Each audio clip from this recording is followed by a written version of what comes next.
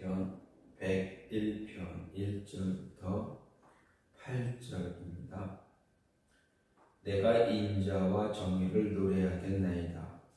여호와여, 내가 주께 찬양하리이다.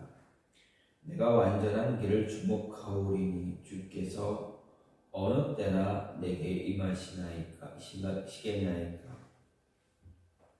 내가 완전한 마음으로 내 집안에서 행하리이다. 나는 비천한 것을 내 눈앞에 두지 아니할 것이요 배교자들의 행위를 내가 미워하오리니 나는 그 어느 것도 붙들지 아니하리이다.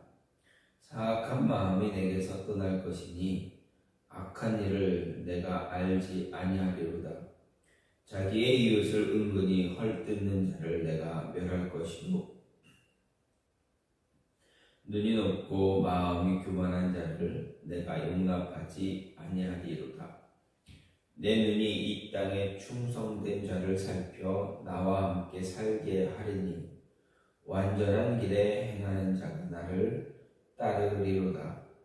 거짓을 행하는 자는 내 집안에 거주하지 못하며 거짓말하는 자는 내 목전에서 서지 못하리로다. 아침마다 내가 이 땅의 모든 악인을 멸하리니 악을 행하는 자는 여호와의 성에서 다 끊어지리로다. 아멘. 오늘 말씀 시편 101편 1절부터 8절 말씀입니다. 시편에는 하나님이 세상을 통치하는 내용을 찬양하는 그런 시가 13편이 있는 가운데 오늘은 그 하나의 시입니다. 특히 95편부터 100편까지 시들이 다 이런 모습입니다. 하나님이 세상을 다스리시는, 통치하시는 그러한 모습, 그러한 시로 기록되어져 있습니다.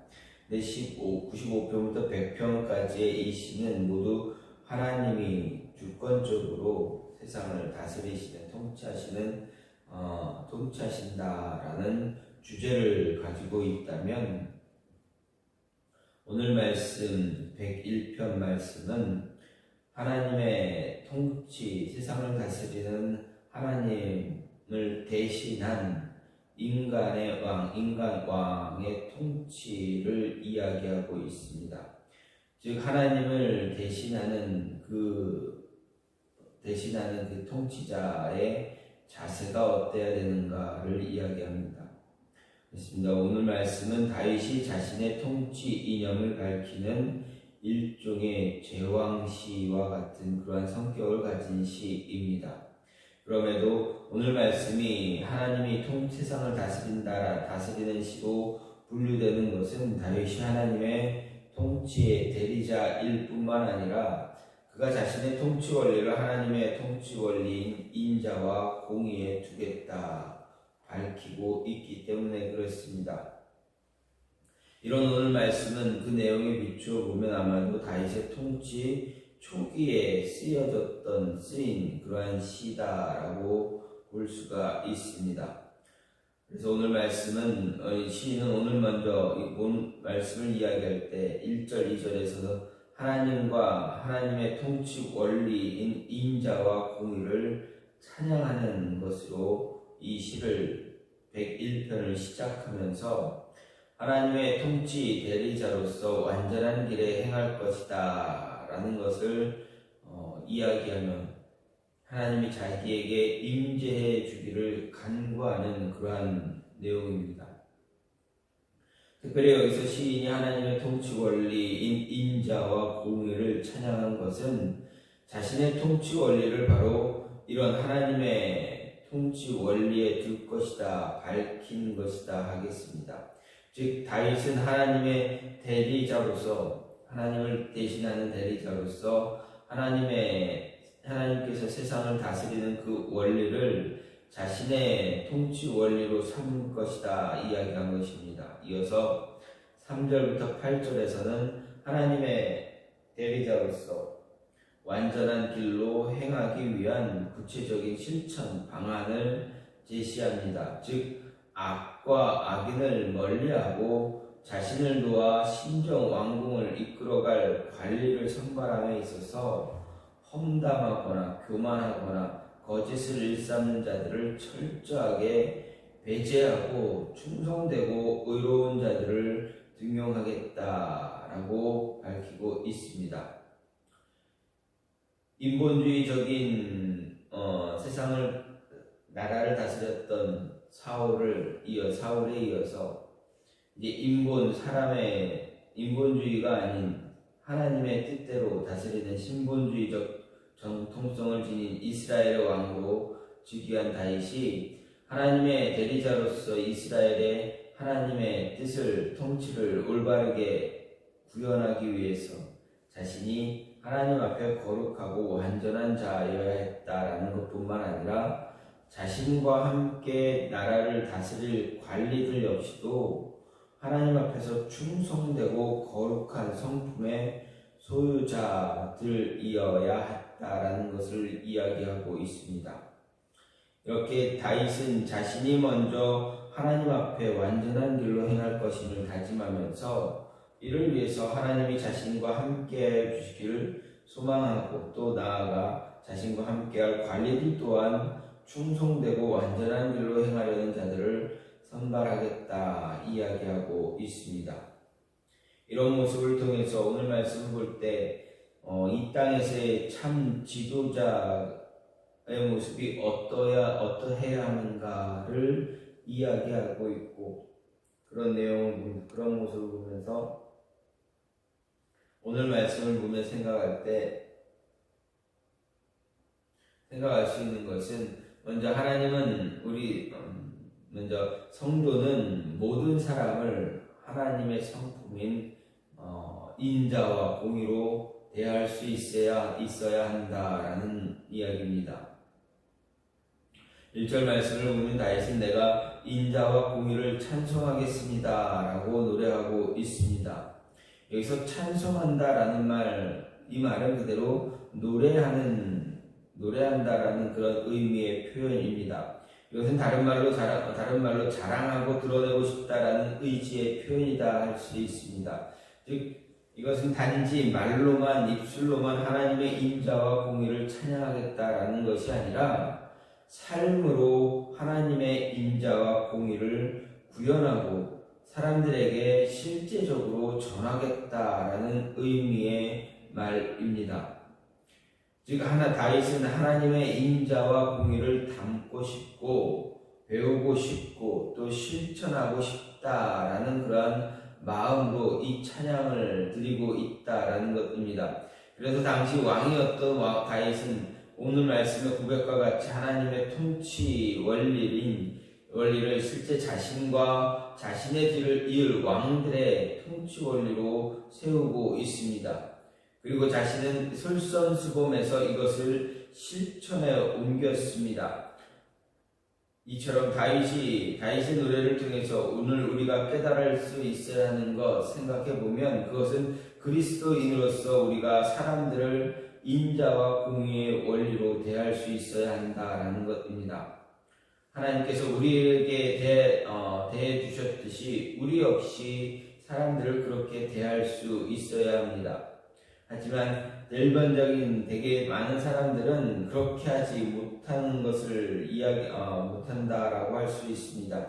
인자해야 할 때 인색하고 공의로워야 할 때 불의하고 편파적인 행동을 일삼는 그런 모습도 있습니다. 하지만 그것은 그야말로 세상 사람들의 행동 방식일 뿐이다라는 것입니다. 하나님 믿고 하나님의 구원만이 아니라 하나님의 인자하심과 공의로우심을 믿는 그런 우리들은 마땅히 세상에서 하나님의 인자하심을 나타내고 공의로우셨던 그 모습을 삶으로 나타내 주어야 합니다. 그가 우리를 대적하는 원수라 할지라도 우리를 힘들게 하는 그러한 대적자라고 할지라도 구하는 자에게 주고 꾸고자 하는 자에게 거절하지 않는 그런 모습을 가져야 한다라는 것입니다. 하나님이 그 해를 악인과 선인에게 비추게 하시고 비를 의로운 자와 불의한 자에게 공평하게 내리시는 것처럼 세상 모든 사람들을 향해서 인자와 사랑으로 대해야 한다라는 것입니다. 이 모습 또한 예수님께서 우리에게 가르쳐 주신 그러한 말씀입니다. 그것이 하나님을 사랑하는 자, 하나님을 경외하는 자, 하나님을 닮아가는 자의 합당한 모습이기 때문에 그렇습니다. 세상 사람들이 어떻게 하든 어떤 자세로 살아가든 그것과는 관계없습니다. 상관이 없습니다. 우리에게는 하나님의 거룩하신 성품, 온전하신 행사를 그대로 살아가는 것, 그것이 바로 우리에게 주어진 삶의 모습이고 우리가 세상을 살아가야 하는 그런 삶의 자세다라는 것입니다. 하나님이 우리에게 보여주신 그 모습을 우리는 세상 사람들 향해서 보여줄 수 있어야 한다라는 것입니다. 우리가 하나님을 찬양하고 높이고 경배하는 것 당연합니다.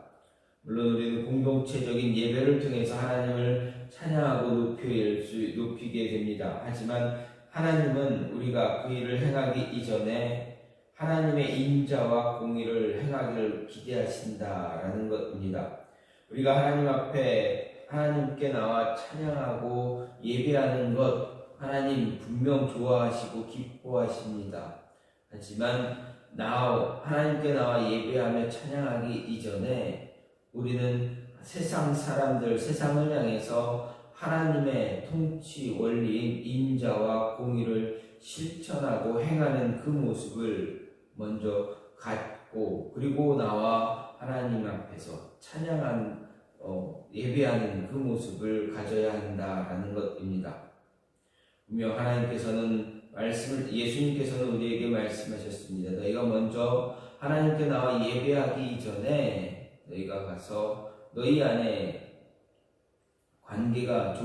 좋지 못한 관계가 있다면 먼저 화해하고 그 뒤에 하나님께 와서 찬양하고 예배하라라고 했던 그 가르침이 분명히 있는 것처럼 우리는 하나님을 찬양하기 이전에 하나님께 예배하기 전에 세상 사람들, 우리와 관계가 어려운 자들이 있다면 그들에게 먼저 하나님의 인자하심과 공의로우심을 베풀고 그들과의 관계를 유지한 뒤 그리고 하나님께 나와 예배하라라는 것입니다. 그렇게 예배해야 우리의 삶을 통해서 우리가 하나님을 바라보는 그 삶을 통해서 먼저 복음을 전할 수 있게 되고 그 뒤에 나와서 하나님께 나와 찬양하며 예배할 수 있어야 한다라는 것입니다. 이 모습이 바로 사도 바울이 우리에게 이야기하는 로마서 12장 1절을 통해서 이야기하는 거룩한 산 제사로 드리는 예배다라는 것입니다. 우리 몸을 하나님이 기뻐하시는 거룩한 산 제사로 드릴 수 있는 모습 바로 하나님의 인자하심과 공의로우심을 삶에서 드러내는 모습, 드러낸 이후에 드릴 수 있는 그러한 예배, 그 모습이 바로 거룩한 산 제사로 드릴 수 있는 예배의 모습이다라는 것입니다. 따라서 우리는 늘 주변의 사람들을 만나고 그들을 대할 때 하나님의 인자하심으로 하나님의 공의로우심으로 그들과 대할 수 있는 모습 가져야 한다라는 것입니다. 또 한 가지는 우리는 하나님의 완전함이라는 표대를 따라 살아가는 그러한 삶을 살아야 합니다.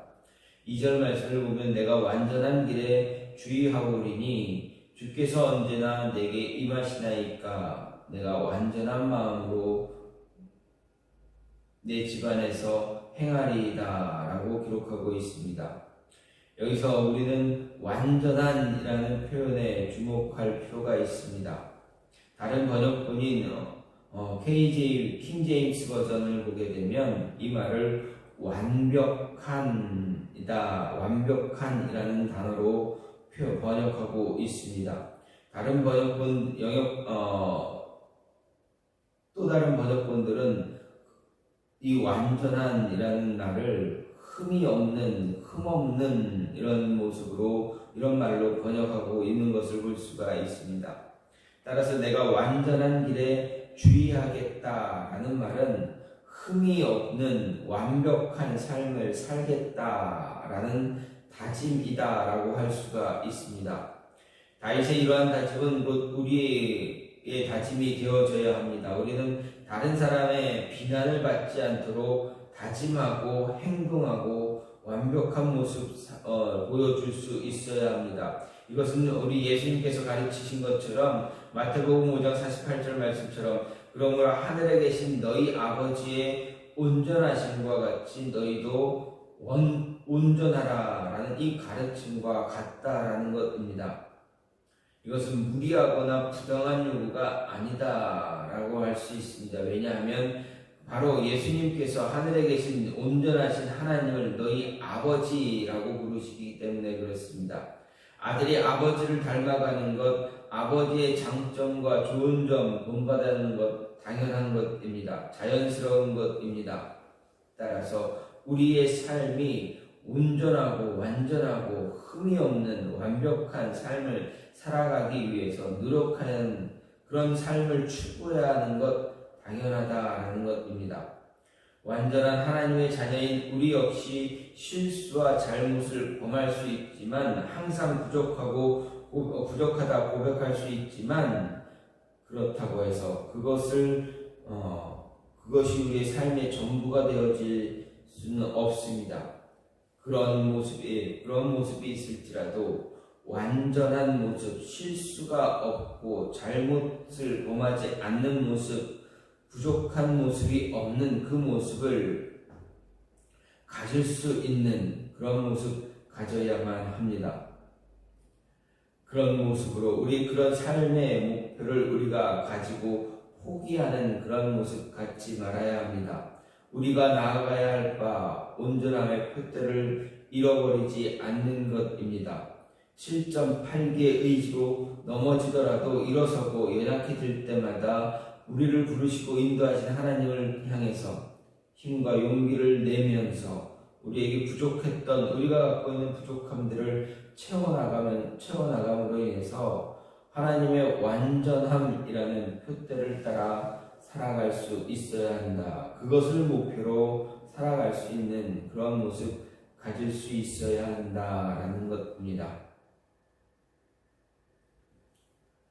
우리에게 언제나 힘과 용기를 주시고 축복을 베풀어 주시는 하나님 바라보며 그 완전함이라는 표대를 따라가 살아갈 수 있는 그 모습을 가져야 합니다.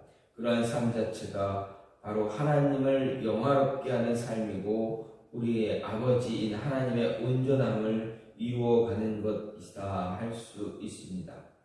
하나님의 온전하심을 닮아가고자 하는 그런 다짐은 결코 교만함도 분에 넘치는 생각도 아닌 것을 기억하시고 늘 그 모습을 따라 살아갈 수 있는 자, 하나님의 자녀로서 그런 모습 살아갈 수 있도록 늘 노력하는 모습 가져야 합니다. 거룩하시고 완전한 하나님의 구원을 체험한 우리가 이 땅에서 의와 진실을 끝까지 추구하며 거룩한 그러한 자녀의 모습으로 살아가는 것 어쩌면 당연한 것이기 때문에 그 삶을 추구하며 살아가는 것 우리는 그 모습을 가져야 하는 것입니다. 마지막으로 우리는 다른 사람들 앞에서 자신을 먼저 다스릴 줄 아는 모습 가져야 합니다. 역시 2절 말씀을 보면 앞에서도 강조한 것처럼 다윗은 지금 의로운 삶, 완전한 삶을 살 것을 다시 한번 다짐합니다. 그런데 오늘 말씀 이 101편은 하나님이 세상을 다스리는 그 통치에 대해서 이야기하는 그러한 시입니다. 즉 하나님의 통치를 어떻게 구현해야 할지를 다루는 그러한 내용입니다. 하나님이 나라를 하나님이 다스리는 하나님이 통치하시는 이스라엘의 왕으로서 다윗이 하나님의 통치를 완전히 구현하기 위해 필요한 일들 참 많이 있겠지만 그 가운데서 다윗이 해야 할 통치자가 해야 할 지도자가 해야 할 모습은 악한 사람들을 색출해서 심판하고 백성들에게 하나님의 말씀을 가르침으로 인해서 바른 길로 행하게 하는 일입니다. 더 열심을 다해서 하나님을 예배하고 섬길 수 있게 하는 일들입니다. 우상을 섬기는 주변 나라들보다 나라를 더 강하게 세우는 것도 역시 마찬가지입니다. 그런데 다윗은 이 모든 것에 앞서서 자신 스스로가 완전한 길에 행하겠다 다짐을 하고 있습니다. 즉 다윗은 모든 것을 이루기 이전에 자기 자신을 하나님 앞에 세우고 하나님의 뜻에 전적으로 순종할 것을 다짐하고 있다라는 것을 볼 수가 있습니다. 바로 이 모습이 온전한 지도자 또 하나님을 바라보는 성도의 모습이 되어져야 한다라는 것입니다. 자신을 하나님 앞에 세울 때 하나님의 말씀, 하나님의 뜻에 전적으로 순종할 수 있는 자, 순종하는 자의 모습을 가짐으로 인해서 나라도 다스리고 지도자로서 또 성도로서 믿지 않는 자들뿐만 아니라 믿는 자들, 연약한 자들과의 만남을 통해서 그들에게 이러한 모습을 보여줌으로 인해서 믿는 자의 모습, 지도자의 모습, 성도의 모습이 어떤 모습인가, 어떤 모습이 되어져야 하는가를 보여줄 수 있어야 한다라는 것입니다. 자신을 먼저 다스리고 사람들 앞에 나타날 수 있는, 드러낼 수 있는 모습 가져야 한다라는 것이 바로 오늘 다윗이 노래하고 있는 노래입니다. 오늘 말씀을 통해서 우리는 다른 사람들 앞에 지도자로서 또는 성도로서 다른 사람들을 다스리기 이전에, 다른 사람들 앞에 나타내기 이전에 자신을 먼저 다스릴 줄 아는 그런 모습 가짐으로 인해서 하나님의 완전함이라는 그 표대를 따라 살아갈 수 있는 모습 가져야 한다라는 것입니다. 또 한 가지는 하나님의 통치 원리인 인자와 공의로 사람을 대할 수 있는 그 모습 또한 가져야 한다라는 것을 다윗은 오늘 말씀을 통해서 우리에게 요구하고 있습니다. 이 모습이 오늘 우리의 삶 속에서, 이 한 주간의 우리의 삶 속에서 나타나는 그러한 삶이 되어서 하나님께 영광을 돌리고 하나님의 말씀을 전할 수 있는 삶의 모습에서 전할 수 있는, 그래서 거룩한 산 제사를 드릴 수 있는 모습이 저와 여러분 안에 있기를 간절히 소망합니다. 이 시간 같이 기도하기 원하는 것은 하나님,